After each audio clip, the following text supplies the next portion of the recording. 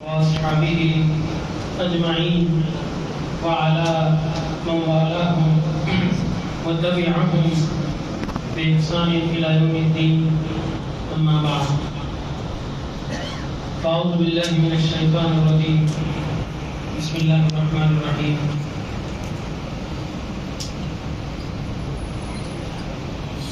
اس سے پہلے بھی یہ بات ہم آپ کے گوش گزار کر چکے ہیں کہ پارے 18 میں بہت زیادہ احکامات ہیں.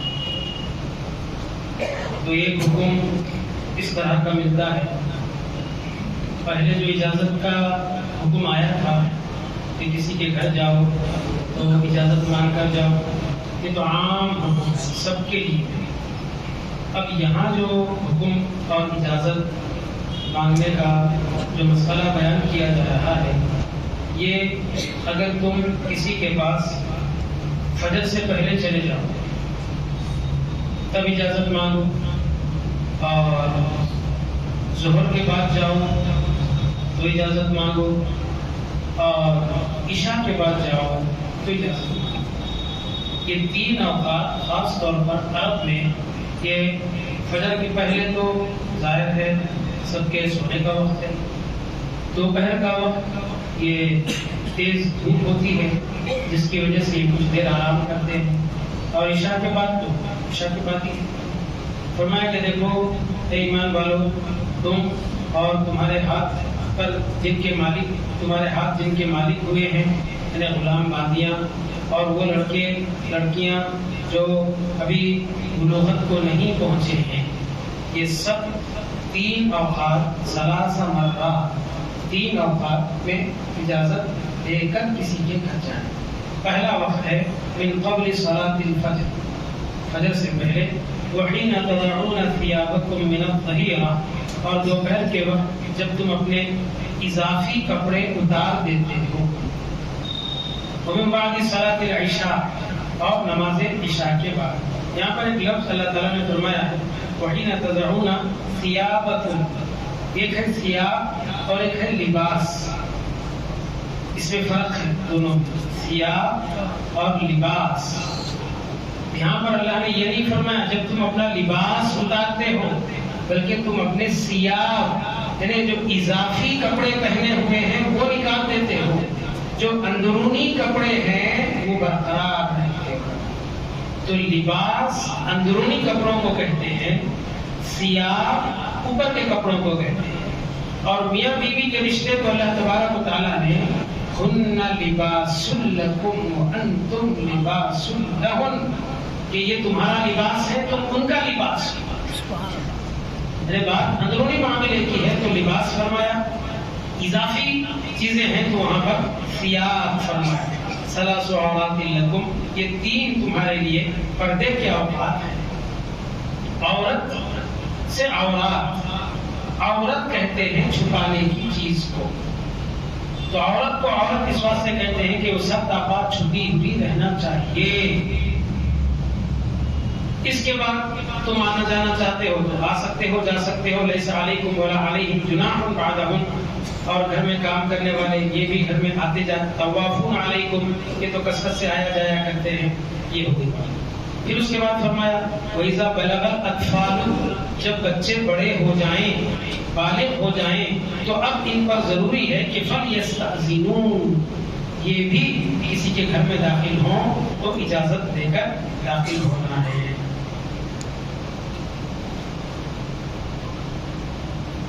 اب پھر اس آیت کے اختتام، اس سورہ کے اختتام پہ فرمایا لا تجعلوا دعاء الرسول بینکم کدعاء بعضکم بعضا.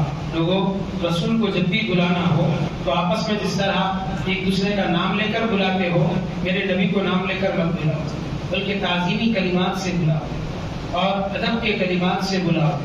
ایک دوسرے کے ساتھ جیسے اس کے نام سے تم پکارتے ہو، یا عبداللہ، یا عبد الرحمن، یہاں یا محمد نہیں کہو گے، بلکہ یا حبیب اللہ، یا خیر خلق اللہ، ایسے کلمات سے پکارو. سبحان اللہ. اس کے بعد سورہ فرقان شروع ہوتا ہے.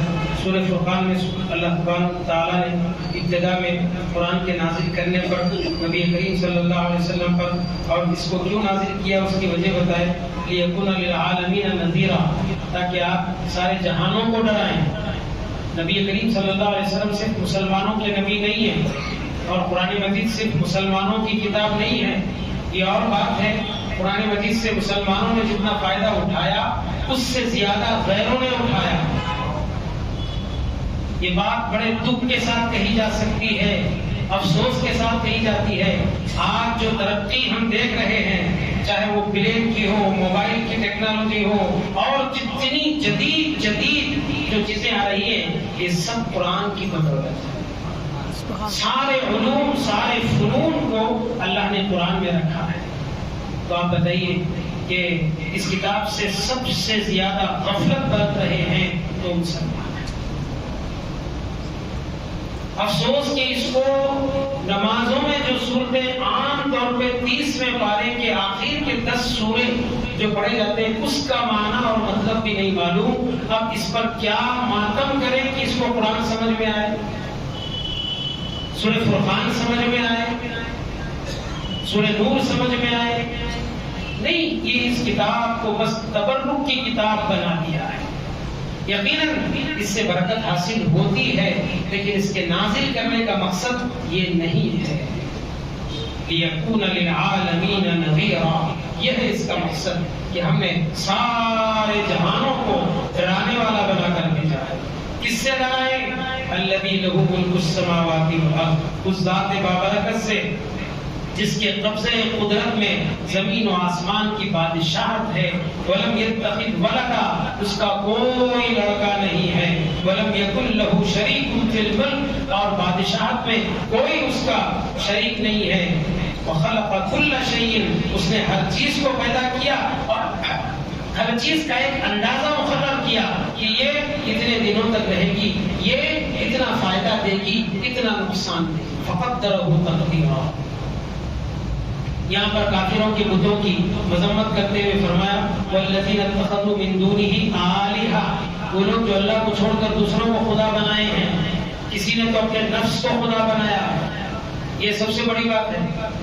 قرآن نے کہا ہے أَفَرَأَيْتَ مَنِ اتَّخَذَ إِلَٰهَهُ هَوَاهُ، کیا آپ نے اس شخص کو دیکھا جو اپنے خواہشات کو خدا بنایا ہوا ہے؟ خواہشات کو خدا کیسے بناتے ہیں؟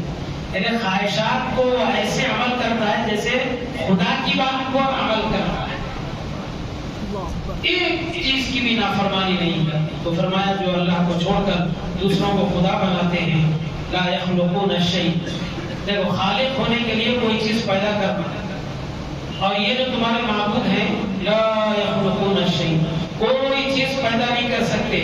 وہم یخلقون، جبکہ یہ خود پیدا کیے گئے ہیں. تم نے اپنے ہاتھوں سے انہیں بنایا ہے. تم جیسی شکل صورت چاہتے تھے، کسی کو دمدار بنایا، کسی کو بغیر دم کے بنایا، جیسا تم نے چاہا اپنے ہاتھوں سے تراشا. اور ان کی حالت یہ ہے وَلَا يَمْلِكُونَ لِأَنفُسِهِمْ ضَرًّا وَلَا نَفْعًا، اور یہ نہ تمہیں نقصان پہنچا سکتے ہیں نہ فائدہ پہنچا سکتے ہیں. اور تو اور وَلَا يَمْلِكُونَ مَوْتًا، یہ تمہیں موت بھی نہیں دے سکتے. وَلَا حَيَاتًا، تمہیں کوئی مر جائے تو اس کو حیات بھی نہیں دے سکتے. وَلَا نُشُورًا، اور یہ قیامت کے دن اٹھا بھی نہیں سکتے. کم سے کم خدا ہونے کے واسطے یہ 3-4 کام تو کرنا ہوگا نا. مخلوق پیدا کرنا، نفع نقصان کی مالک ہونا، اور موت و حیات کا مالک ہونا. تمہارے خدا تو ایسے ہیں کسی کام کے نہیں ہے، کچھ نہیں ہے، تم ان کو خدا سمجھ بیٹھے. اچھا رسولوں کے بارے میں تمہارا کیا عقیدہ ہے؟ رسول بولے تو گھر سے نہیں نکلنا، یہ ان کے ذہنوں میں تھا. بازار نہیں جانا، کھانا پینا نہیں، ایسے پاکیزے رہنا. یہ کام نہیں کرے تو پاکیزے. بازار جائیں اپنی خرید و فروخت کے لیے، گھر کے سامان کے لیے، یا کھائیں پیئیں تو کہتے ہیں کیسے رسول ہیں یہ، بازاروں میں ملتے ہیں، کھاتے ہیں، فلاں کرتے ہیں. ایسے نہیں ہونا سب رسول، بلکہ ان سب کاموں سے بے نیاز ہونا رسول. تو پھر ہم ان سے پوچھتے ہیں اچھا اگر رسول بازار نہ جائیں تو تمہیں بازار جانے کا طریقہ کون بتائے گا؟ رسول اگر بازار جا کر نہیں خرید و فروخت کریں گے تو تمہیں خرید و فروخت کون بتائے گا، کون سکھائے گا؟ یہ اگر کھائیں پیے سوئیں نہ تو تمہیں کھانے پینے سونے کا طریقہ کون بتائے گا؟ ہم نے رسولوں کو ان ضرورتوں والا بنا کر بھیجا تاکہ تم ان کو آتے جاتے چلتے پھرتے گفتگو کرتے کھاتے پیتے سوتے جاگتے ان کو دیکھ کر اپنی زندگی میں سمو لو. بات کرو تو ایسے کرو، خرید و فروخت کرے تو ایسے کرو، چلو پھرو تو ایسے پھرو.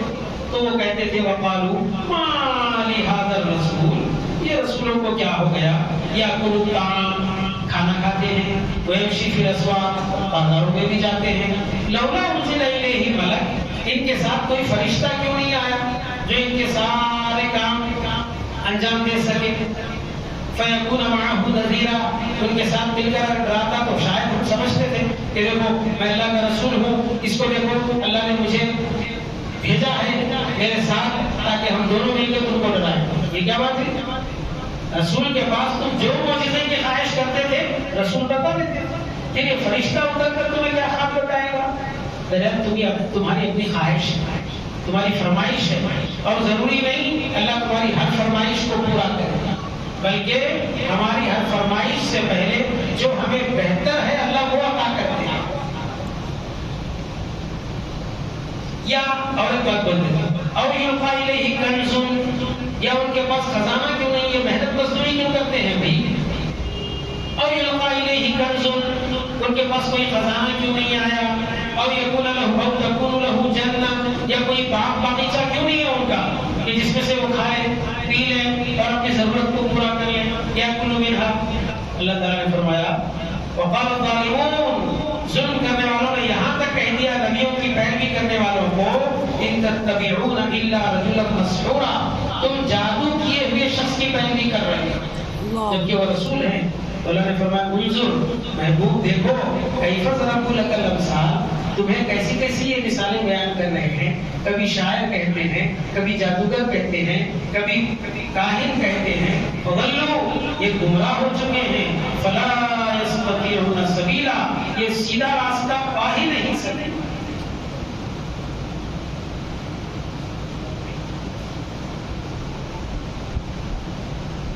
آخر میں اللہ نے فرمایا کہ دیکھو یہ جو میرے بندے ہیں، وما ارسلنا قبلک من المرسلین، ان رسولوں کے ساتھ ہی بازار جانا، خرید و فروخت کرنا، کھانا کیا خاص ہے کہ اس سے پہلے جو رسول آتے تھے بھوکے رہتے تھے، وہ بھی تو کھایا پیا کرتے تھے اور اپنی ضرورت کی چیزوں کو بازار سے خریدا کرتے تھے. ان کے ساتھ ہم کوئی باغیچہ تو نہیں اتارے تھے، ان کے ساتھ کوئی خزانہ تو نہیں تھا. نبی کریم صلی اللہ علیہ وسلم کے ساتھ تو فرشتہ پہاڑوں پر مقرر آ کر کہا یا رسول اللہ یہ آپ بھوکے سوکھے رہنے کی ضرورت نہیں، اگر آپ مجھے حکم فرمائیں تو میں سونے کا بن جاؤں گا، جب آپ مجھے ضرورت پڑے تو بیچ دیں، ٹکڑا کر دیں، بیچ دیں اور اپنی ضرورت پوری کریں. حضور نے فرمایا نہیں الہی مجھے تو ایک دن بھوکا رکھ، ایک دن کھلا، جس دن بھوکا رہوں اس دن صبر کروں، جس دن کھاؤں اس دن تیرا شکر. سبحان اللہ. نبیوں نے تو ایسی زندگی گزاری، اور تم کیا فرمائشیں کرتے ہو؟ ان کے ساتھ خزانہ ہو، ان کے ساتھ کوئی فرشتہ ہو، ان کے ساتھ کوئی باغیچہ ہو، کیا خواہشیں ہیں تمہاری؟ کہ اس سے پہلے جو رسول آئے تھے کیسے تھے؟ تو اللہ نے یہاں پر تنبیہی انداز میں فرمایا وما ارسلنا قبلک من المرسلین، اس سے پہلے بھی ہم نے جو رسولوں کو بھیجا ہے کہ وہ بھی کیا کرتے تھے، انہم لیاکلون الطعام، وہ کھانا کھایا کرتے تھے، ویمشون فی الاسواق، ضرورت پڑنے پر بازار کو بھی جایا کرتے تھے. اور رسولوں کو ہم نے تمہارے لیے آزمائش کا ذریعہ بنایا. وجعلنا بعضکم لبعض فتنہ تصبرون، صبر کر سکتے ہو. وکان ربک بصیرا، اللہ تبارک و تعالیٰ تمہاری ہر حرکت پہ نظر رکھا ہوا ہے.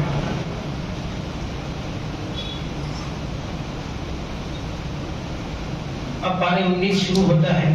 پارے 19 کے آغاز میں قیامت کی ملاقات کو انہوں نے انکار کر دیا تھا اور کہا تھا کہ یہ ملاقات نہیں ہو سکتی.